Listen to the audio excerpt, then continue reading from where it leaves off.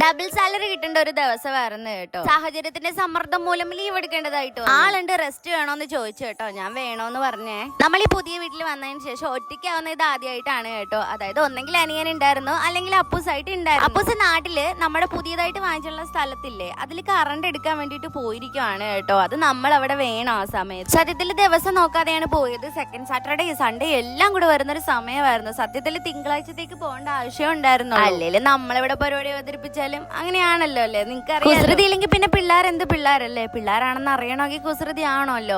മാമാട്ടിനെ പക്ഷെ ഒറ്റയ്ക്ക് അമ്മയ്ക്ക് ഇപ്പൊ മാനേജ് ചെയ്യാൻ പറ്റുന്ന ഒരു ആരോഗ്യസ്ഥിതിയിലല്ലേ, അതാണ് പ്രശ്നം. വയറുവേദന കൂടിയിട്ട് ഡോക്ടറെ കൊണ്ട് കാണിച്ചപ്പോഴേക്ക് ഒരു സ്കാൻ ചെയ്യണമെന്നാണ് കേട്ടോ പറഞ്ഞിട്ടുണ്ടായിരുന്നത്. എനിക്ക് മോർണിംഗ് ഡ്യൂട്ടി ആണെങ്കിലും മാമാട്ടി ഞാൻ പോകുന്ന അതേ സമയം എണീക്കൂട്ടാ. അതേസമയം ഞാൻ വീട്ടിലുണ്ടെങ്കിൽ ഞാൻ എത്ര മണിവരെ കിടന്നുറങ്ങുന്നു അത്ര സമയം അവൾ എന്റെ കൂട്ടത്തിൽ കിടന്നുറങ്ങും. ഇത് എന്തൊരു മറിമായ. എന്റെ ഇന്നത്തെ ഒരു റെസ്റ്റ് ഡേ എങ്ങനെയാണെന്നുള്ള കാര്യമാണ് കേട്ടോ നിങ്ങൾ കണ്ടുകൊണ്ടിരിക്കുന്നത്. നൈറ്റ് ആയപ്പോഴേക്ക് നമുക്ക് കുറച്ച് ഓഫർ ഇട്ടിട്ടുണ്ടായിരുന്ന സാധനങ്ങൾ പാക്ക് ചെയ്യണമായിരുന്നു. അതൊക്കെ പാക്ക് ചെയ്യുവാണ്. നമ്മുടെ മിക്ക സാരികൾ ഉടുത്തു കഴിയുമ്പോൾ നല്ല ഭംഗിയായിരിക്കും. ഞാൻ എല്ലാവർക്കും ഉറപ്പ് കൊടുക്കുന്ന ഒരു കാര്യമാണ് കേട്ടോ. കാരണം നമ്മളത് ഡയറക്റ്റ് കാണുമ്പോൾ അതിന്റെ ഭംഗി അറിയുന്നുണ്ട്. എനിക്കത് ഉടുത്ത് കാണിക്കാനുള്ള ഒരു ഇതിലല്ല നമ്മളിപ്പോൾ. കാരണം ഫിനാൻഷ്യലി നമ്മൾ നല്ല രീതിക്ക് ഡൗൺ ആയിട്ടിരുന്ന സമയത്ത് തുടങ്ങിയിട്ടുള്ളതാണ് ഈ ബിസിനസ്. അതുകൊണ്ട് തന്നെ നമ്മൾ ഒരുപാട് പീസ് ഒന്നും ഒരെണ്ണത്തിന്റെ എടുക്കത്തില്ല, ഒന്നോ രണ്ടോ വെച്ചൊക്കെ ആയിരിക്കും എടുക്കുന്നത്. അപ്പൊ അതിന്റെ ഇടയ്ക്ക് അത് ഉടുത്ത് നോക്കാനും നമുക്ക് നടക്കുന്നില്ല. ഇതിന്റെ ബോട്ടിൽ ഗ്രീൻ ഉണ്ടല്ലോ, ഇത് ഇതിനേലും ഭംഗിയാണ് കേട്ടോ. പക്ഷെ വീഡിയോയിൽ അത്ര ഭംഗി എനിക്ക് കൊണ്ടുവരാൻ പറ്റിയിട്ടില്ല. അതുകൊണ്ടാണ് നിങ്ങൾ അത് മൈൻഡ് ചെയ്യാതെ വിട്ടിട്ടുള്ളത്. നമ്മുടെ കയ്യിലുള്ള കലങ്കാരി സാരീസ് ആണ് കേട്ടോ. ഇത് കോട്ടൺ ആണ്, നല്ല സോഫ്റ്റ് ആയിട്ടുള്ള മെറ്റീരിയൽ ആണ്.